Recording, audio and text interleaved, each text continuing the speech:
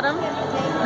I'm Pettigrew. I work here in Huntsville, Alabama at the Marshall Space Flight Center as an International Space Station Payload Communicator, or PAYCOM, which means I get to talk to the astronauts who live and work on the space station. That's so cool. I did some research and I have a few questions for you concerning your job and some of the new concepts with Girl Scouts. My first question is, what do you think the hardest part is about? I know that you used to do that you used to be the verification team leader for the Ares 1. What do you think the hardest part about that job was? The hardest part about that job, and I don't want to necessarily say hard, but maybe the most challenging, is that we worked in a team environment, and the rocket was made up of 3 different stages: the first stage, the upper stage, and then the crew capsule. So I was the leader on one part of it, and a whole different group of people were working on the 2 other parts of the rocket. So even if we thought we had everything right for our piece of the rocket, if it didn't fit with what those other teams were doing, then it wasn't going to work. So not only did we have to look at making sure that our section of the rocket was going to work and all the requirements were met and they were verified, they had to make sure that when they put it together, like with Tinker Toys, everything fit and everything would talk to each other and work together as one integrated vehicle. And that's what made it difficult, is there were so many different parts being worked on at the same time by different groups of people. A follow-up question to that is, when your team and you got stuck or you had an issue, what kind of mindset or strategies did you use to overcome those hardships or those situations? That's a great question. You know, sometimes, and I don't know how much you know about the Ares rocket since we stopped building it, but it looks a lot like the Saturn V that's over our heads. So sometimes we went back in history and looked at if the people that developed the Saturn V had to deal with similar issues, and if so, how did they solve them and how did they overcome them? Because if somebody's already looked at this problem and found a solution, it's easier to go find out what was done previously than to try to figure it out ourselves. We couldn't always do that, and that's when we'd have to go, you know, when we get stuck, and maybe you've run into this at times, when you've got the same people kind of brainstorming on a problem and you're not coming up with any new ideas. One way to do it is go find some new people, get some fresh eyes and fresh ears and fresh thoughts, and we do that a lot too. That's such a good strategy. Okay. Sorry, I forgot the next question. That's okay.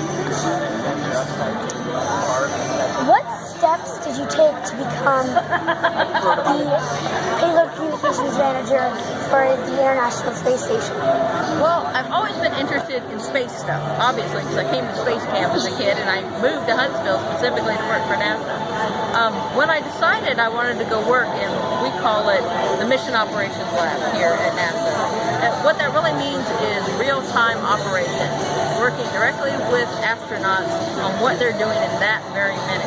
And I thought that was a lot more exciting than when I was working on that rocket. We were always in a conference room with no windows, talking to the same people over and over and over again, which was great. It was exciting, but it got a little monotonous, boring. I went to work down to support Space Station, where they're doing something different every day. I'm working directly with astronauts who live in space, and they call me and talk to me, and we solve problems together. I mean, I can't think of anything that was more exciting other than being an astronaut myself. So to me, I wanted to be an astronaut growing up, didn't quite make it, but I think I've got like the next best job because I get to work hand in hand with them and help them on a daily basis. That's so cool. I know you mentioned that you went to space camp here in Alabama. What was your favorite part of space camp? Well, everything. I mean, the first time I came, I was always, like I said, I grew up wanting to be an astronaut. Other than going to space museums, that's the only really interaction I had with anything space related. So coming here and being completely absorbed in space and doing the missions were my favorite part. You know, flying the shuttle and getting to be an astronaut in the cargo bay of the shuttle and flying around and doing different experiments. You know, I've always liked chemistry and I've always liked science, so everything about this place just like excited me. And obviously it excited me enough that I came back to Huntsville for graduate school. If I hadn't gone to space camp, I would have never come back here, because who knew NASA was in Alabama? Everybody knows about Mission Control in Houston and the Kennedy Space Center in Florida, because that's where all the shuttles launch from. Who knew? I'd never heard of the Marshall Space Flight Center before I came to space camp. But what I learned here is that, yeah, being an astronaut is cool, but there's a whole bunch of people on the ground that have to support our astronauts and keep them healthy and safe, that if you can't be an astronaut, there's still all these other cool jobs at NASA you can do and still be involved in the space program. And that's what ultimately led me to come back here and to do what I do now. And you've done the missions here, and there's a PAYCOM on console here now in the mission. So the best training I got for my real-time job was here at space camp. I also think that space camp inspires so many people, and it's such an important part. If you come to space camp, it's such an important part of what shapes your career goal. I don't know if you've heard about this, but Girl Scouts has developed a new program, a new concept called GIRO. It's an acronym, and it stands for Go-Getter, Innovator, Risk-Taker, and Leader. It's supposed to inspire girls to be go-getters, innovators, risk-takers, and leaders. What do you think of this new concept?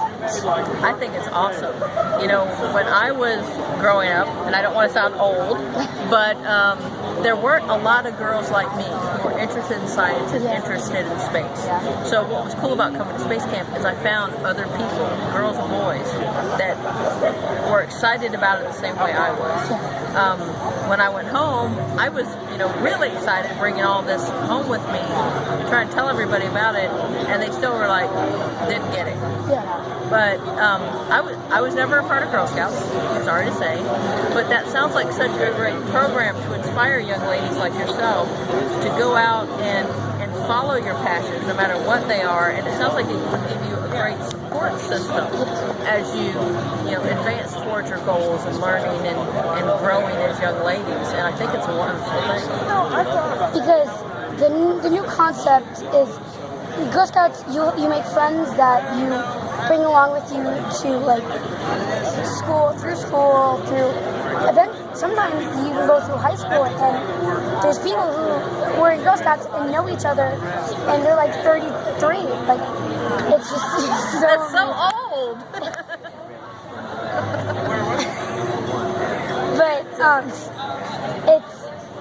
I think that the new concept just really, girls can hold hand in hand and really inspire each other.